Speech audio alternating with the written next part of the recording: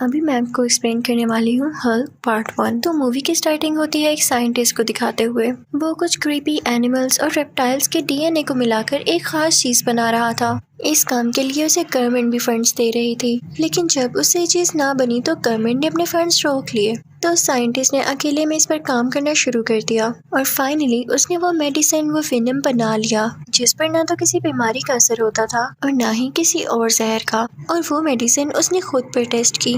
इसी दौरान उसका एक बेटा हुआ और उसने उसका नाम ब्रूस रखा। उस साइंटिस्ट को पता चलता है कि उसके बेटे में भी इस चीज का असर आ चुका है जिस मेडिसिन को उसने खुद पर टेस्ट किया था।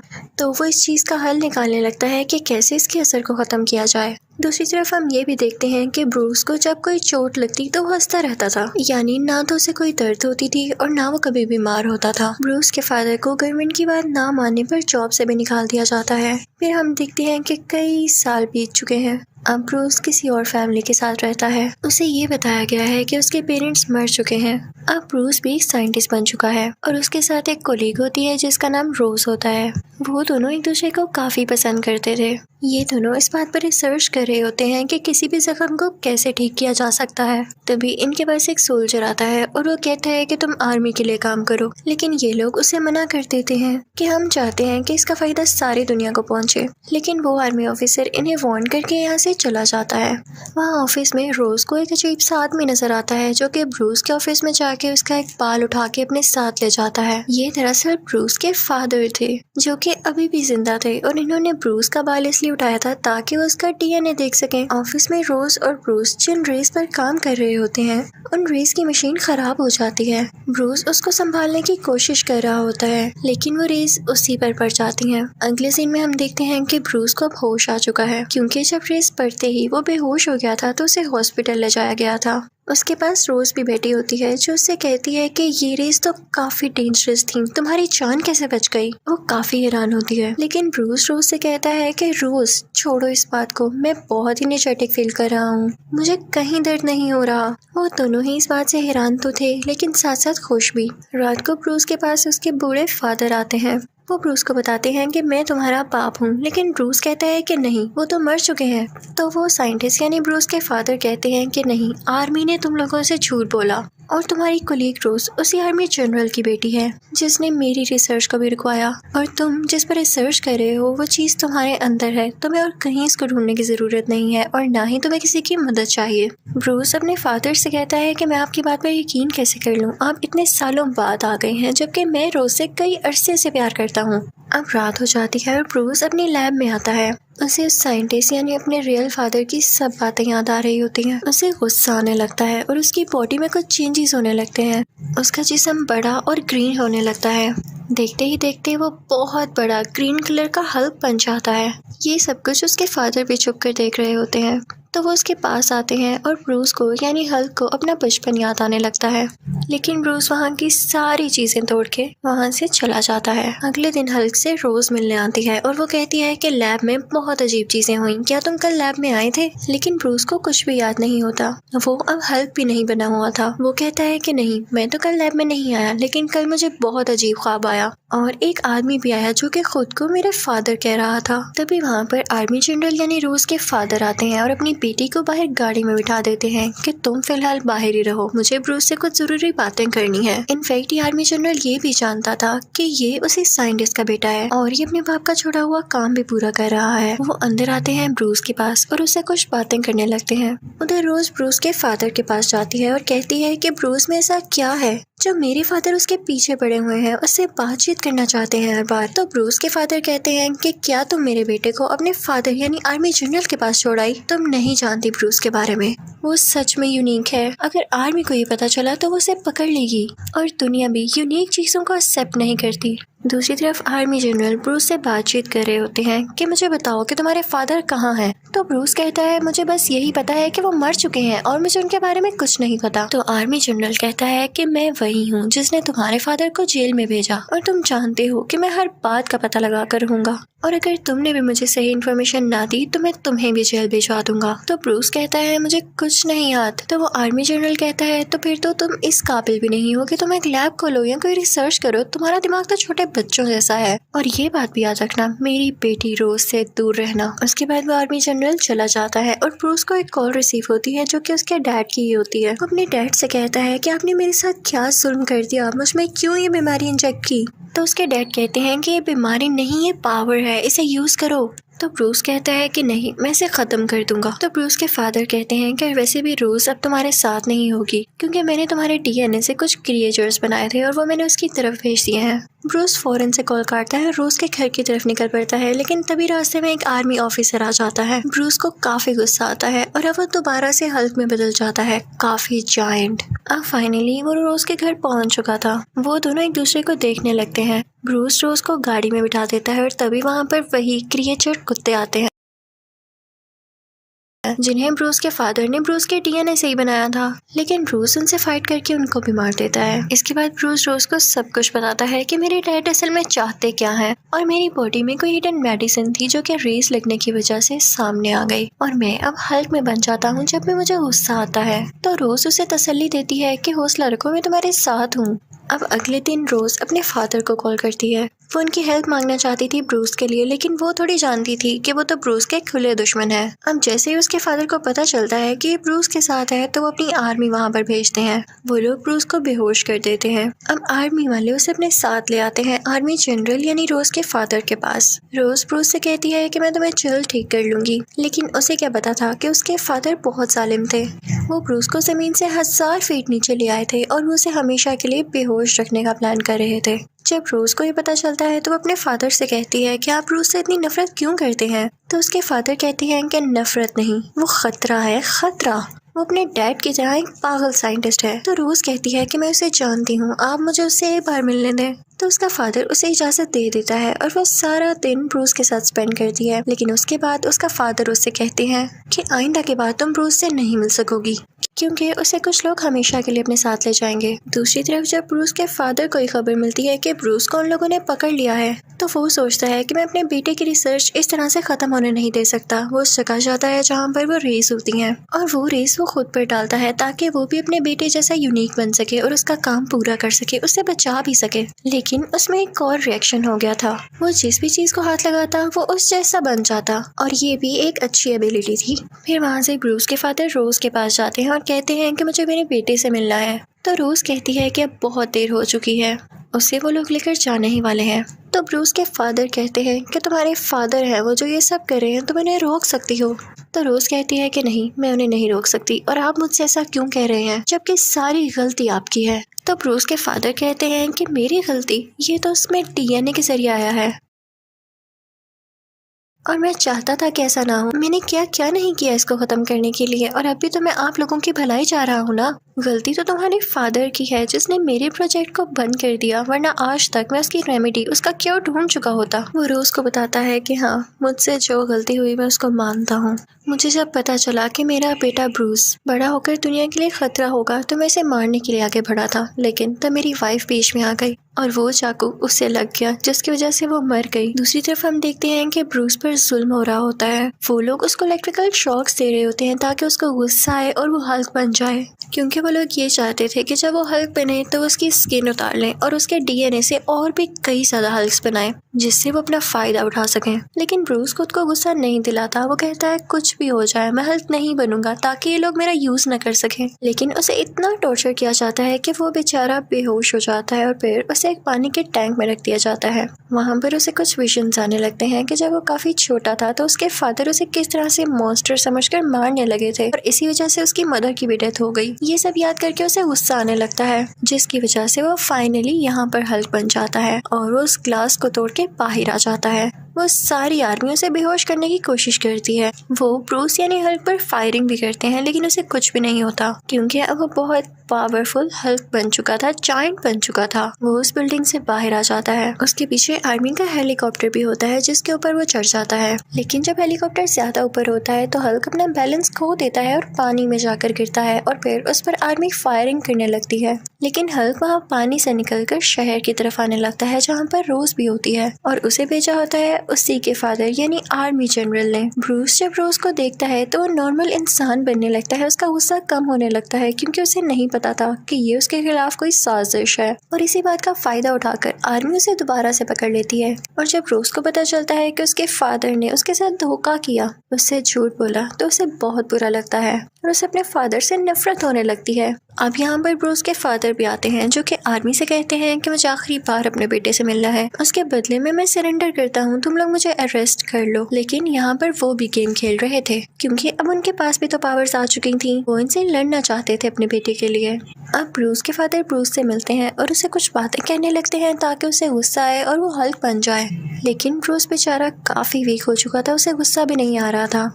तो ब्रूस के फादर पूरे शहर की एनर्जी और इलेक्ट्रिसिटी अपने अंदर एब्जॉर्ब कर लेते हैं और उसका शौक वो ब्रूस को भी देते हैं, जिसकी वजह से ब्रूस अब फाइनली हल्क बन जाता है और वो दोनों लड़ने लगते हैं। ब्रूस के फादर उससे इसलिए लड़ रहे थे ताकि वो उसकी एनर्जी एब्जॉर्ब कर सके। तो हल्क अपने फादर से कहता है कि ले लें, आप सारी ले लें एनर्जी मेरी, और इसी के साथ वो उन्हें अपनी एनर्जी देने लगता है। लेकिन वो इतनी ज्यादा होती है कि ब्रूस के फादर उसको कंट्रोल ही नहीं कर पाते और कहते हैं कि नहीं, रहने दो, तुम ही हो जो इसको कंट्रोल कर सकते हो। और अब हम देखते हैं कि आर्मी उन पर बॉम्ब फेंक देती है जिसकी वजह से उन दोनों की डेथ हो जाती है। अब 1 साल गुजर जाता है और रोज को उसके फादर की कॉल आती है कि अगर तुम्हें ब्रूस कहीं भी नजर आए हल्क की फॉर्म में तो तुम मुझे जरूर बताना। बेशक सारे लोग कहते हैं कि वो मर चुका है, लेकिन मुझे अभी भी लगता है कि वो जिंदा है। तो रोज कहती है कि नहीं, मैं आपको कभी भी नहीं बताऊंगी और मैं खुद भी यही चाहती हूँ कि मैं उसे कभी याद ना करूँ, वरना वो याद बन के दोबारा मेरे पास आ जाएगा। लेकिन इस पार्ट 1 के एंड में हम ये देखते हैं कि ब्रूस अभी भी जिंदा है और जंगल में कुछ लोगों का इलाज कर रहा होता है और उसने अपने गुस्से पर काबू पाना भी काफी हद तक सीख लिया था, इसीलिए तो कोई उसे पहचान नहीं पाया था कि हल्क जिंदा है या मर गया। और इसी के साथ इस मूवी यानी हल्क का पार्ट 1 खत्म हो जाता है। अब मैं आपको एक्सप्लेन करूंगी इसी मूवी का पार्ट 2 यानी हल्क पार्ट 2। अब पार्ट 2 शुरू होते ही हम देखते हैं कि ब्रूस किसी और मुल्क में चला गया है और वहाँ की लैब में है,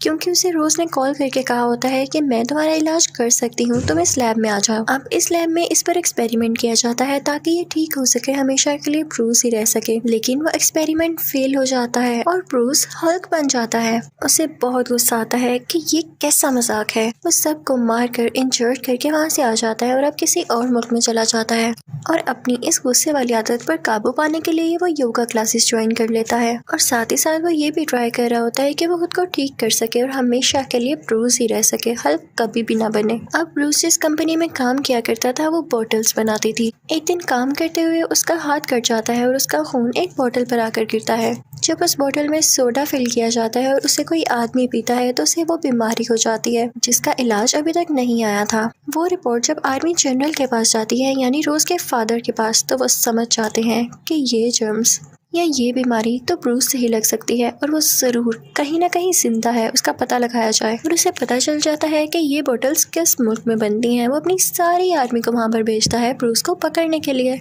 और यहाँ पर वो लोग उसको देख लेते हैं। ब्रूस को जब इस बात का पता चलता है तो वो कहता है कि मैं इनका मुकाबला कैसे करूंगा और ना चाहते हुए भी उसे यहाँ पर एक बार फिर से हल्क बनना पड़ता है और उसके बाद वो उनका मुकाबला करके वहाँ से भाग जाता है ताकि उसे कोई पकड़ न सके इस बार। अब जिस आर्मी लीडर को रोज के फादर ने वहाँ पर भेजा था वो आर्मी जनरल को आके कहता है कि देखिए, मुझसे तो वो पकड़ा नहीं गया, पता नहीं उसमें कैसी पावर थी, वो तो एक बिल्कुल जायंट की तरह था। तो आर्मी जनरल कहता है कि परेशान ना हो, मैं तुम्हें उससे लड़ने के तरीके जरूर बताऊंगा।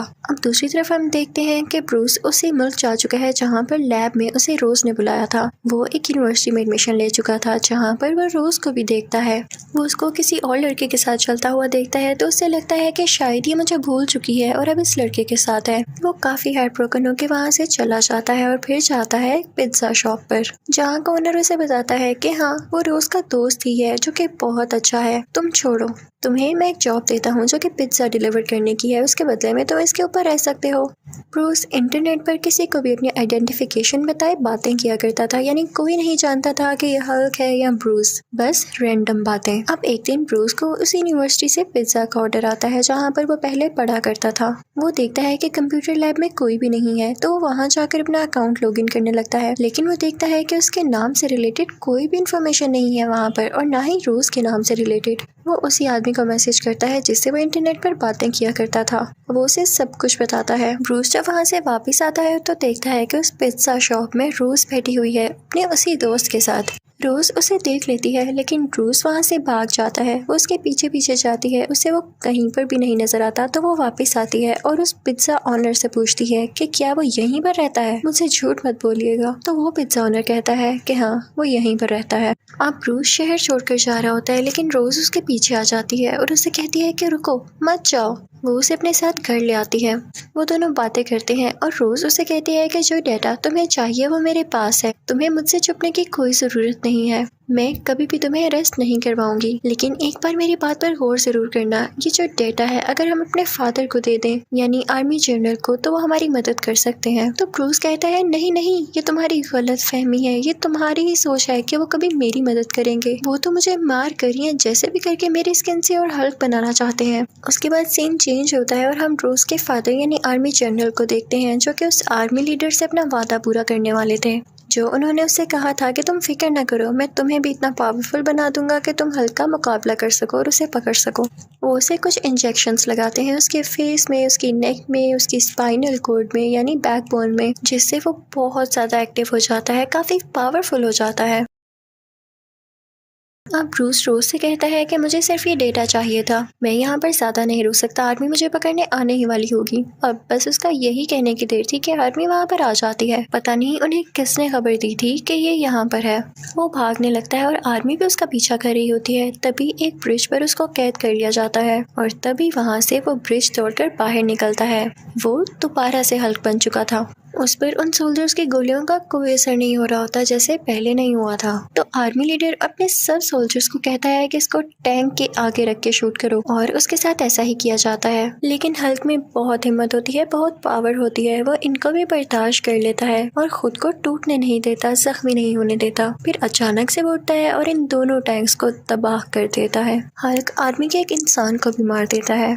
तो आर्मी जनरल कहता है कि अभी इसके पास कोई मत जाना, ये गुस्से में और सबको मार सकता है। तो वो अपनी बेटी रोज को उसके पास भेजता है कि जाओ इसका गुस्सा ठंडा करो ताकि दोबारा से ब्रूस बन जाए। अभी वो उसके पास जाती ही है तभी आर्मी का एक और हेलीकॉप्टर आता है और वो हल्क पे फायरिंग करने लगता है। हल्क अपने हाथ रोज के गिर्द लपेट के उसे प्रोटेक्ट कर लेता है ताकि कोई गोली उसे न लगे और उस हेलीकॉप्टर को डिस्ट्रॉय कर देता है। वहाँ पर उसने उस आर्मी लीडर की भी हड्डियों का चूरा बना दिया था जिसने उस पर अटैक करने की कोशिश की थी। और फिर वो वहाँ से रोज को लेकर पहाड़ों में आ जाता है जहाँ पर उसे आर्मी ढूंढ ही ना सके। बैक सीन में हम देखते हैं कि वही आर्मी लीडर हॉस्पिटल में होता है और डॉक्टर्स कहते हैं कि इसकी हड्डियां तो अब इस काबिल ही नहीं रही कि जुड़ सकें और ये हमेशा कोमा में ही रहेगा। लेकिन तभी सरप्राइजिंगली वो उठ बैठता है, उसकी हड्डियां जुड़ चुकी थी, वो बिल्कुल ठीक हो चुका था और ये उसी इंजेक्शन की वजह से था जो कि आर्मी जनरल ने उसको लगाया।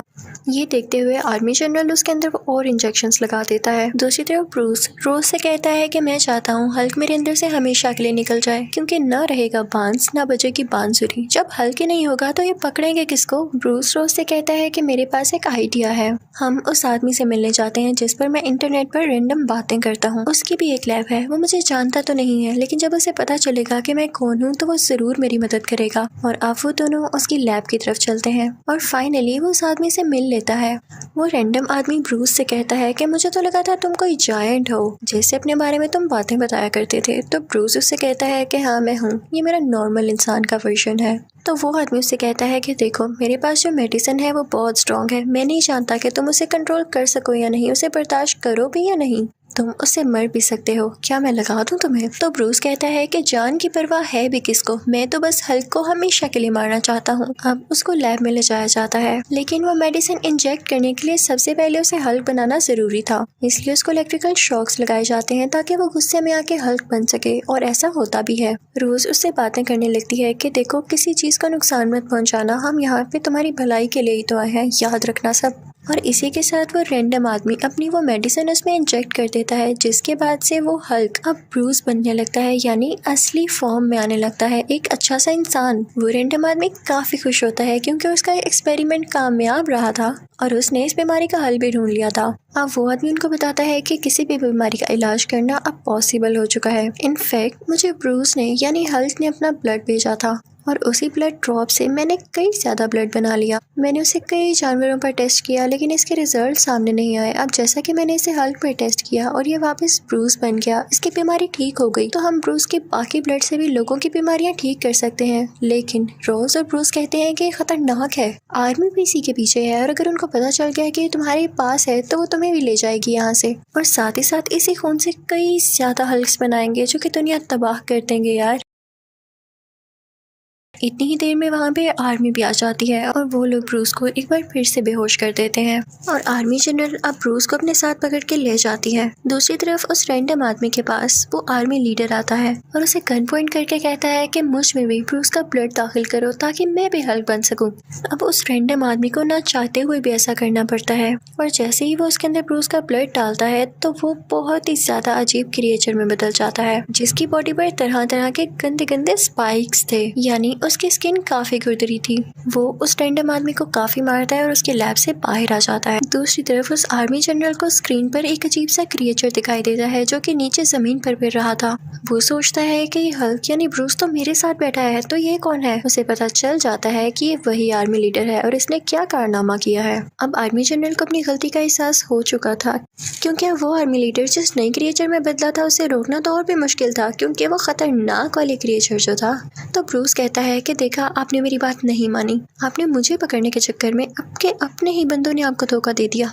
अब आप मुझे जाने दें क्योंकि मेरे अलावा उसे कोई नहीं रोक सकता। आर्मी जनरल भी जानता था कि उसने अपनी कई आर्मी भेजी, कई कोशिशें की, लेकिन वो हल्क को नहीं पकड़ पाया, तो इस क्रिएचर को कैसे पकड़ पाएगा। लेकिन फिर भी आर्मी जनरल का प्लान चेंज होता है और वो ब्रूस को नहीं जाने देता। तो ब्रूस जबरदस्ती हेलीकॉप्टर का दरवाजा खोल के नीचे जंप लगा देता है और वो नीचे रोड में जाकर लगता है जिससे रोड टूट जाती है और वहाँ से बाहर आता है हल्क, यानी ब्रूस अब हल्क बन चुका था और उसके सामने वही आर्मी लीडर की क्रिएचर था। वही आर्मी लीडर वाला क्रिएचर उस हेलीकॉप्टर पर अटैक कर देता है जिसमें रोज होती है, लेकिन हल्क उसे रोकने की कोशिश करता है। उन दोनों की काफी फाइट होती है।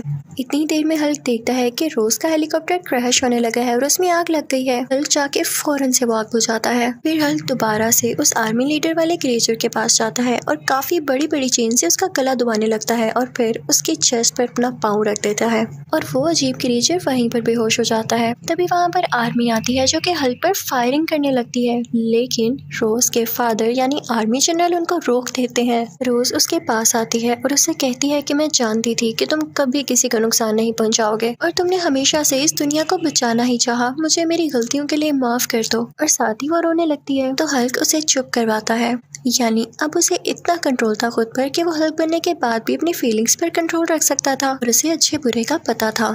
तभी कुछ बुरी आर्मी उसे पकड़ने के लिए दोबारा वहाँ पर आती है, उसका पीछा करने लगती है और हल्क भी जंप करता हुआ भाग जाता है वहाँ से। अब इस वाक़े को 1 महीना गुजर जाता है। वो वहाँ भी योगा और कुछ एक्सरसाइजेस कर रहा था ताकि वो कभी दोबारा हल्क न बन सके और फिर अचानक हम देखते हैं कि उसकी आंखें ग्रीन हो जाती हैं। उसके मुंह पर एक स्माइल आती है, यानी उसने खुद को कंट्रोल कर लिया था। अब वो हल्क नहीं बन सकता था। अगर वो हल्क वाली पावर्स यूज करना भी चाहे तो बस उसकी आंखें ग्रीन होती थीं और बूम, उसमें वो पावर्स आ जाती थीं। तो ये थी उसकी सक्सेस। और इसी के साथ ही इस मूवी का पार्ट 2 भी खत्म हो जाता है। Thank you for watching.